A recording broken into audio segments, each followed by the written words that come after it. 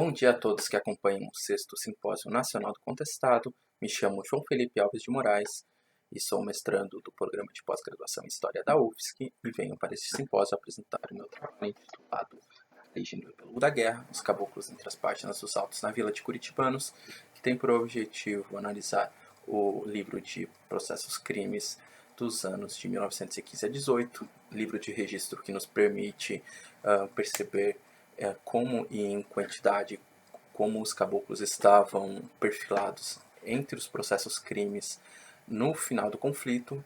Assim, a gente pode perceber também como o judiciário ele foi utilizado como um aparelho repressor para esses sertanejos conflitantes que, após se renderam, foram capturados. E, em primeiro ponto, eu gostaria de trazer alguns dados a mais sobre a Vila de Curitibanos antes de analisar o livro ou trazer algumas hipóteses. A Vila de Curitibanos era uma vila antiga, com seus primeiros assentamentos voltados no século XIX, e a população em 1913 era de por volta de 10.400 habitantes, em sua maioria vivendo no âmbito rural, sendo apenas 4.600 vivendo na vila. E aqui a gente pode ver uma fotografia que foi cedida pelo Museu Antônio Greenemann, que mostra Curitibanos nos seus primórdios. E mais um ponto importante da vila é trabalhar um pouco sobre sua administração municipal, que é muito pautada na presença, nesse período, do Coronel Albuquerque, Francisco Ferreira de Albuquerque, que era uma liderança que, além do seu trabalho pessoal, que era de negociante, ele vivia muito no âmbito político, sendo superintendente, que era um cargo que hoje a gente poderia chamar de prefeito, era deputado, era redator do seu próprio jornal, ele também era substituto do juiz seccional da comarca. Então, ele atuava em vários âmbitos administrativos.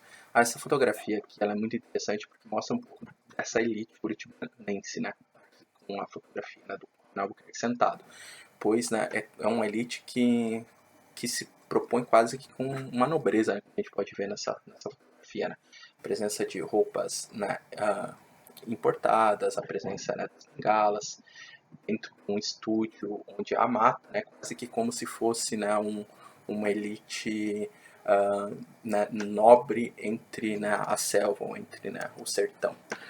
Outro ponto super importante de pontuar sobre as bases institucionais bem sedimentadas na vila, como as coletorias fiscais, as escolas, tanto a pública quanto a escola particular dos padres, a religião muito bem sedimentada também naquele espaço, com a presença dos franciscanos, o jornal O Trabalho, que era de redação do Coronel Albuquerque, e também da vila tem um teatro. Essa fotografia ela também mostra muito essas bases institucionais, relatando um evento cívico naquela localidade. E por fim, sobre a vila de Curitibanos, é importante destacar a presença também de uma comarca estadual, de um juiz estadual, que é o Guilherme Abre, em 1915, no final do conflito do contestado. Mas a presença de juízes formados em direito era muito escassa no interior. E muitos desses viajavam muito também, iam até a capital, não estavam presentes na vila, e nisso se há a presença muito grande de rábulas, que eram atuantes do direito que não tinham formação em direito, Então, aí abria espaço muito para grandes fazendeiros da própria região, para presença de coronéis ou simpáticos a coronéis estando nas bases do judiciário no interior brasileiro. E principalmente em outros cargos além de juiz, como nos cargos de promotoria, que ali, por exemplo, em Curitibanos, em 1915, era o fazendeiro Jorge Cano, como o promotor público. Dando essas bases, a gente também não pode deixar de mencionar sobre o Teatro das Operações no Contestado e Curitibanos nesse teatro. O teatro ele foi meio que disposto pelo Setembrino de Carvalho, na sua vinda à Guerra do Contestado, e Curitibanos ela tem um ponto muito importante, porque ela está ao sul desse cardeal de 4 pontos, que era a situação do Exército. Então, Curitibanos, em 1915, ela vai ter a presença do Batalhão de Caçadores, o comandante Lac Leal, fazendo quase que a captura de sertanejos dos redutos e trazendo para a vila. e muitos desses vão ser processados por crimes. E nisso a gente já tem uma ideia de como estava a situação de curitibanos no nosso recorte temporal desse livro, né, que é o final da guerra, 1915. E aí trazemos então o livro para ser apresentado. Esse livro de registros é algo muito simples, né? Ele apenas tinha que trazer anotado todos os crimes, processos crimes que fossem autuados na vila, como um registro de controle. Né? Aqui a gente tem a capa do livro, em primeiro plano na fotografia, que podemos ver que é um livro bem simples, né? A capa bem simples, e embaixo a gente tem uma imagem como ele era feito a tabelinha. Então, esse livro, outros pontos importantes de anotar, ele era feito pelo cartorário, mas ele tinha que ser assinado pelo juiz de direito da comarca, como a gente vê aqui, a abertura desse livro, né? Dizendo para que ele servia. Um livro muito simples. Vai ser super importante perceber o que tem dentro desse livro, né, de 1915 a 18, que a gente consegue perceber qual era o perfil, né, desses crimes daquela comarca. Aqui tem uma tabela que mostra em quantidade quais crimes foram cometidos, né?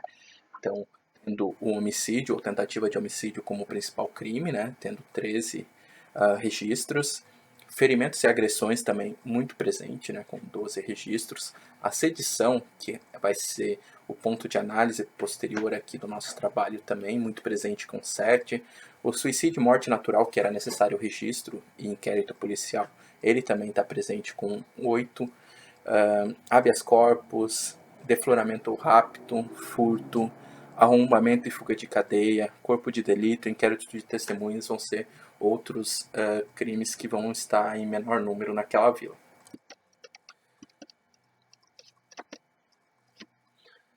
Passando mais para a análise, para perceber como esses sertanejos estão presentes como réus em crimes em curitibanos, aqui eu montei mais duas tabelas muito interessantes, que está um pouco pequeno, mas eu vou ler para vocês.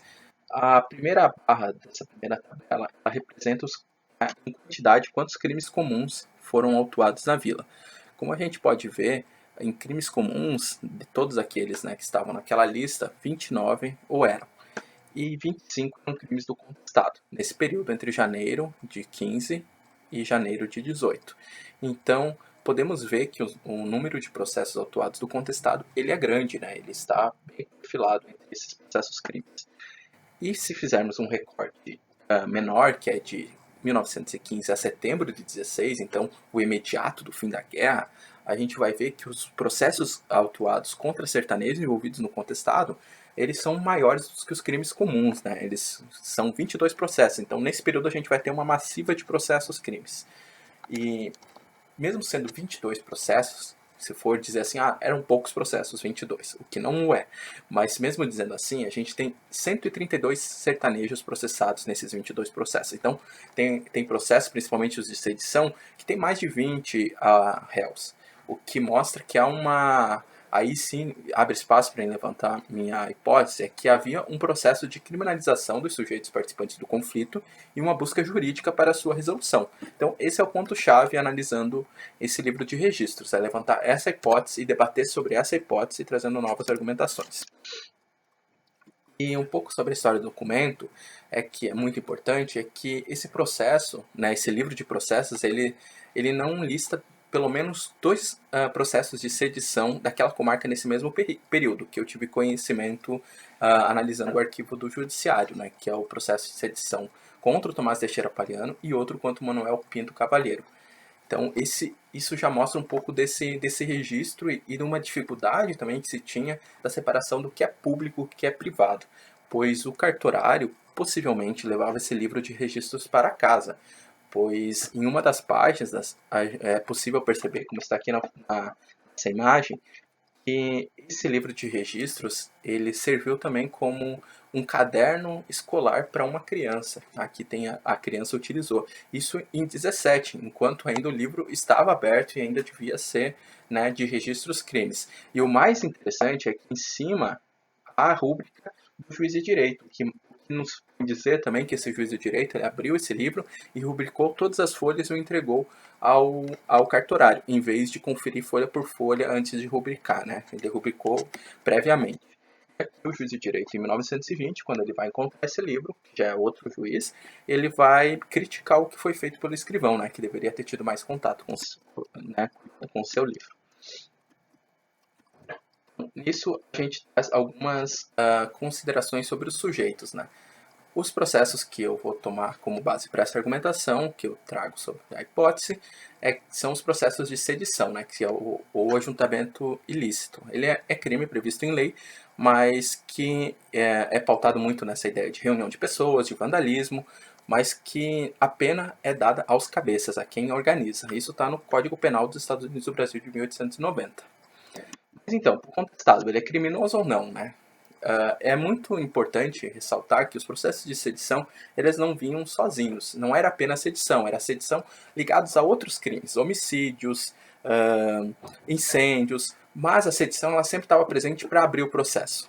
Meio que era a primeira garantia que o inquérito já provava. Eles são sediciosos.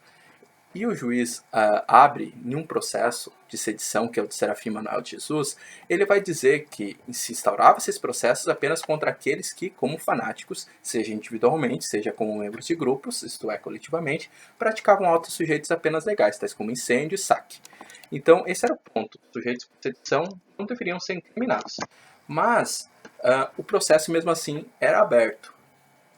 Então é muito evidente que Abre, ele naquele processo ele já afirma que sedição não deveria ser a pessoa presa só por aquilo, né? Mas não era o que acontecia. Aqui eu trago o caso do Firmino Alves Cardoso, que foi um sertanejo que esteve presente em Santa Maria, que ele se rendeu na casa dos Sampaios e depois foi entregue aos militares. Ele meio que se entregou, entre aspas, né? Ele foi meio que obrigado. Ele vai ser preso e vai ser processado por sedição, ajuntamento ilícito, incêndio, dano à propriedade pública, vai ser processado por um monte de coisa. Só que não há provas sobre essas outras coisas. Só prova que ele fazia parte do grupo, que ele era sedicioso, que ele havia vindo à vila. Só há provas, né, que ele havia vindo à vila e havia cometido, havia estado com quem cometeu crimes. E para ser, né, julgado e condenado, ele tinha que haver comprovação de que ele tivesse cometido outros crimes, né? Que fosse ele o cometedor de um homicídio, de um incêndio, enfim. E as testemunhas elas vão buscar incriminá-lo, mas nunca vão trazer provas. Sempre vão se pautar do ouvir dizer. Ouvir dizer por alguém que fulano fez parte de tal grupo que fez tal crime. E essa forma de testemunhar, de trazer, entre aspas, a prova de crimes, vai o levar a um júri popular, né? Ele vai ser condenado no tribunal do júri, onde o juiz de direito ele vai falhar também nesse ponto, porque ele vai apenas fazer perguntas gerais, trazendo que buscando perguntar ao júri se era comprovado que o sujeito fazia parte de tal grupo, se ele fazia parte, principalmente buscando trazer se o sujeito fazia parte do incêndio na vila de Curitibanos. E se dizia que o sujeito fazia parte do grupo, mas não se dizia que ele havia incendiado, que ele havia feito algum crime. E mesmo assim foi suficiente para ele ser condenado. Então isso é super importante colocar. Daí a minha argumentação que havia uma necessidade de responsabilização de sertanejos envolvidos no conflito por crimes que foram feitos contra a vila de Curitibanos. O primeiro caso desses crimes é a primeira invasão a Curitibanos, em janeiro de 1914, o caso do Praxedes Gomes Damasceno, que se termina na morte dele.